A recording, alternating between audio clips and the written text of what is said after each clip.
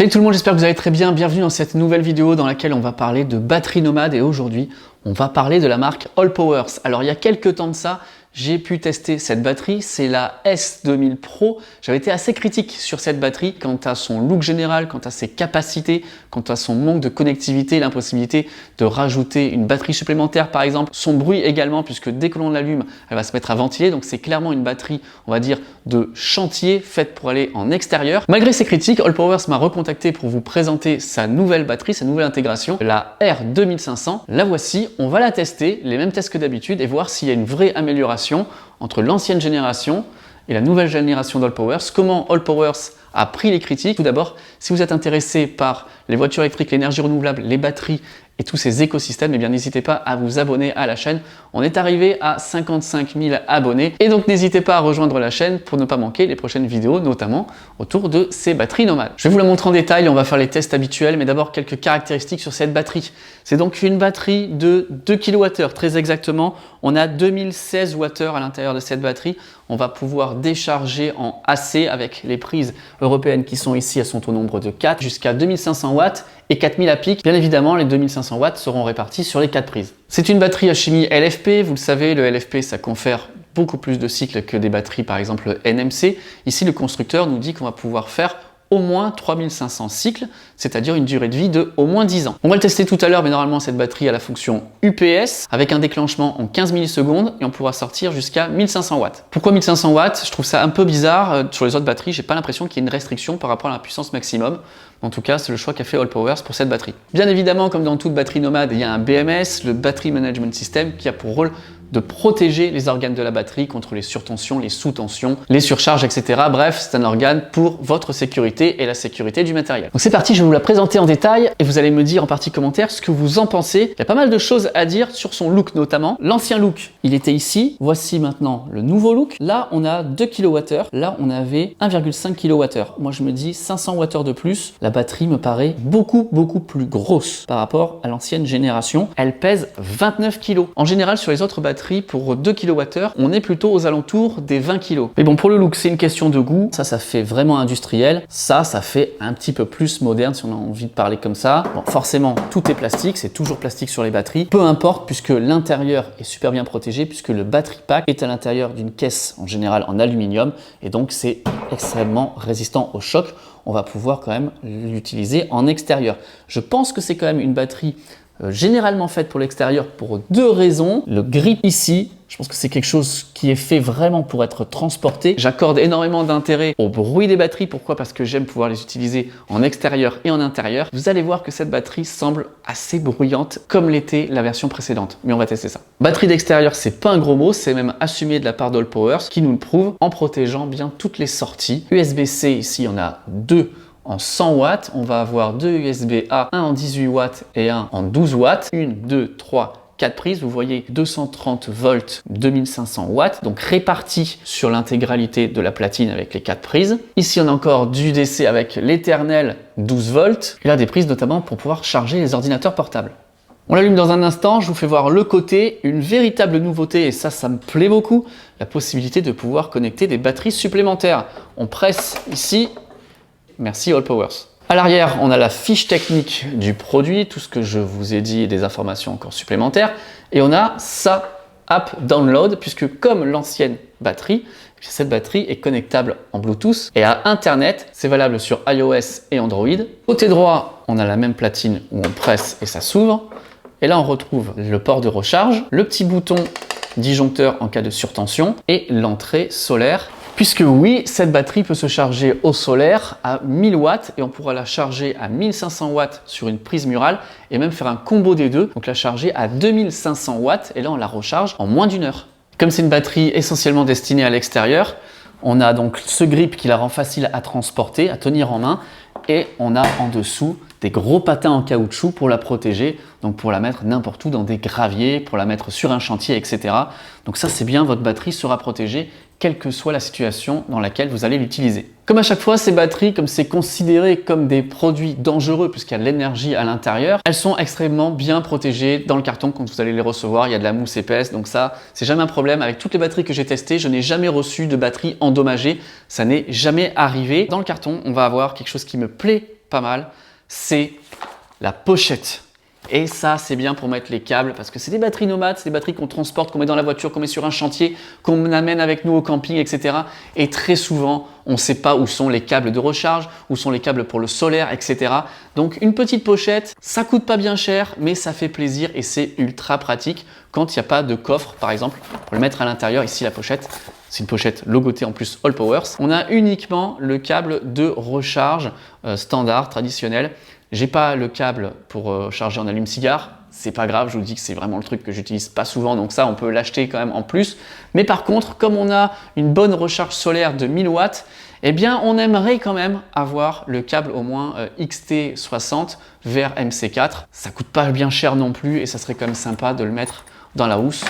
Pensez-y Allpowers pour la prochaine fois s'il vous plaît. À côté de ça, on a une petite pochette avec un QR code qui va nous permettre de pouvoir activer notamment la garantie et à l'intérieur on va voir le manuel d'utilisation. Donc déjà par rapport à l'ancienne version, il y a du mieux, je trouve que le look est beaucoup plus sympa, on a plus de capacité dans la batterie, on a plus de puissance de sortie également, on a la possibilité de rajouter 2 batteries supplémentaires, c'est pas rien. Elle est connectable à internet, connectable en Bluetooth sur une tablette ou un téléphone, donc ça c'est cool.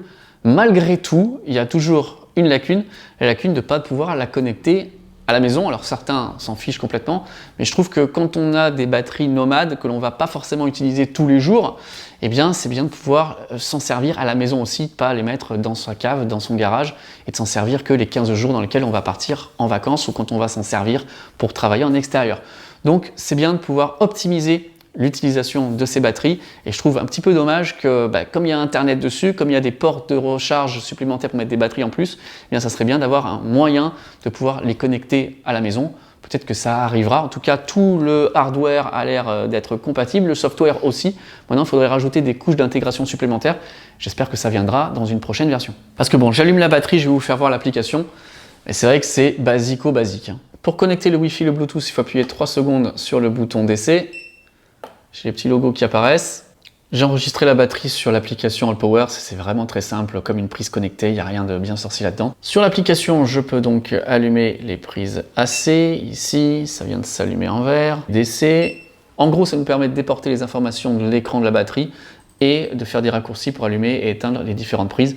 Mais malheureusement, on n'a pas beaucoup plus de choses à voir, à part un mode mute standard et fast pour le travail de la batterie. On a un mode éco également, il y a un mode d'éteinte automatique après 1 heure, 2 heures, 4 heures ou 6 heures. Certains vont me dire que c'est déjà bien et que c'est l'essentiel et vous avez tout à fait raison. Pour commencer les tests, on va allumer la prise AC et c'est là que j'appuie ici, le petit logo du ventilateur et ça ventile tout le temps. C'est un petit point qui me gêne d'ores et déjà. Malgré tout, vous allez me dire oui, mais c'est une batterie qui sert pour l'extérieur. Quand on est à l'extérieur, on s'en fiche totalement.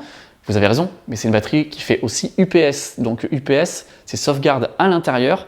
Et franchement, toute la journée, avoir cette batterie qui fait ce bruit-là, pour moi, c'est non. On est parti pour nos 3 tests. Le premier test de décharge, ensuite on va tester l'UPS et enfin on va finir sur le test d'endurance. On va faire bouillir de l'eau au Thermomix pendant 10 minutes. Test de décharge avec les prises DC. D'habitude, je mets toute ma solution Apple, mais là, c'est pas la peine. Vous savez, c'est aussi le moyen de savoir est-ce que la batterie fait du bruit, ce test.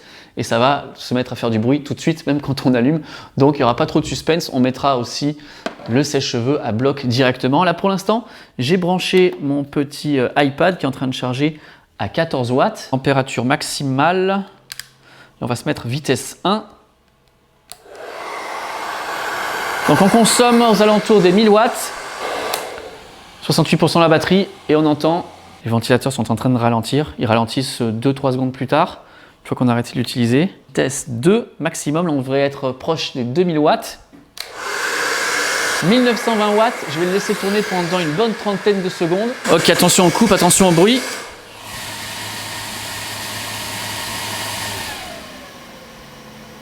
Voilà, ça ralentit très vite, très bien. Mais on aimerait que maintenant ça passe à 0, ce qui n'est pas le cas. On arrive à envoyer au moins 2000 watts, mais par contre, toujours ce problème de ventilation incessante.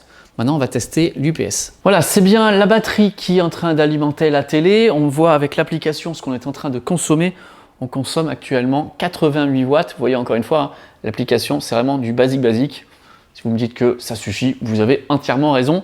Maintenant, il va falloir connecter la batterie au réseau pour pouvoir à la fois charger la batterie et puis quand on va débrancher le réseau, eh bien ça sera la batterie qui va reprendre directement le relais pour alimenter la télévision. Donc pour ce faire, on va prendre notre câble, le câble que l'on connaît très bien, c'est quasiment exclusivement toujours les mêmes. Je vous le dis à chaque fois, mais on branche d'abord côté batterie, puis côté secteur, par mesure de sécurité. Alors qu'il y a un Beagle qui dort. Excusez-moi, pardon. Ça te dérange pas trop que je travaille? Non, pourquoi? 300 watts, 700 à 750, ça commence à ventiler. Enfin, ça ventile un cran en plus. 1000 watts. Vous voyez le logo UPS qui vient de s'allumer. Ce qui veut dire que ce n'est plus directement la batterie qui alimente la télévision, mais en fait, c'est le courant qui passe à travers la batterie et qui va directement alimenter la télé. La charge est stabilisée à 1000 watts, 64%. Je dois pouvoir l'augmenter en allant ici, standard mode, fast mode, 1200. La batterie, elle plafonne à 1200. Théorie, le maximum, c'est 1500. Mais comme pour les voitures électriques, il doit y avoir une courbe de charge et certainement qu'elle estime qu'à 66%, eh bien, 1500 watts, elle peut plus les prendre. Qu'est-ce que ça fait si je mets sur le mute mode? Ok, là, on est redescendu à 650. Ça, c'est des modes qui sont intéressants pour plusieurs raisons. Première raison, c'est le bruit. On voit que là, la nuisance sonore est nettement plus faible quand on est à 600 watts. Et également, si on a envie de charger de façon dynamique avec des panneaux solaires. Si on a un surplus de 600 watts, eh bien, on peut le mettre seulement en mute. Après, on peut monter graduellement si on a un grand excédent de solaire et qu'on a envie de l'intercepter pour le mettre dans cette batterie. Mais ce qui m'intéresse, c'est de savoir si la fonction UPS fonctionne vraiment bien. Je vais débrancher la prise et voir si la télé s'éteint ou pas. Attention, 3, 2, 1. La fonction UPS fonctionne bien, c'est-à-dire qu'au moment où j'ai débranché la prise, instantanément, on est passé donc d'un passage de l'électricité depuis le secteur directement vers la télé à une consommation de la batterie qui a pris le relais et qui a donc alimenté instantanément la télévision. C'est super important pour des appareils critiques. On peut penser à des réfrigérateurs, à des ordinateurs, également à des appareils médicaux. Maintenant, dites-moi en partie commentaire pourquoi vous utiliseriez, pourquoi vous utilisez la fonction UPS. En tout cas, ça ventile toujours, mais bon, vous allez me dire, pour un congélateur par exemple, dans un grenier, dans une cave, c'est pas un problème, mais c'est sûr que si on a envie de pouvoir faire onduleur sur son ordinateur de son bureau, c'est vrai que toute la journée avoir le ventilateur de la batterie, c'est beaucoup plus embêtant. En tout cas, dites-moi ce que vous en pensez en partie commentaire de cette fonction. Avant de vous parler du prix et du code promo, direction l'ultime test, j'ai branché donc le Thermomix sur la All Powers, j'ai réglé 10 minutes à 100 degrés, mon litre d'eau, on met la plus petite vitesse. Et c'est parti, on se retrouve donc dans 10 minutes. Moi, je vais surveiller pendant ce temps-là pour voir ce qui va se passer. On va voir si le ventilateur qui est déjà en fonction explose en puissance ou pas. On a passé le mi-parcours, l'eau est à 80 degrés. J'entends qu'à l'intérieur, on est proche de l'ébullition. Ça fonctionne très bien, la batterie se débrouille très bien. On est entre 500 et 900 watts. Et ce qui est fou, c'est qu'en fait, ça ventile. Mais bizarrement, ça ventile pas tant que ça par rapport au fait que ça ventile de base. Vous voyez ce que je veux dire? En tout cas, le bruit du ventilateur n'est pas gênant quand ça fonctionne. Donc je comprends pas pourquoi ça ventile tout le temps, mais là c'est pas gênant du tout. Et d'ailleurs même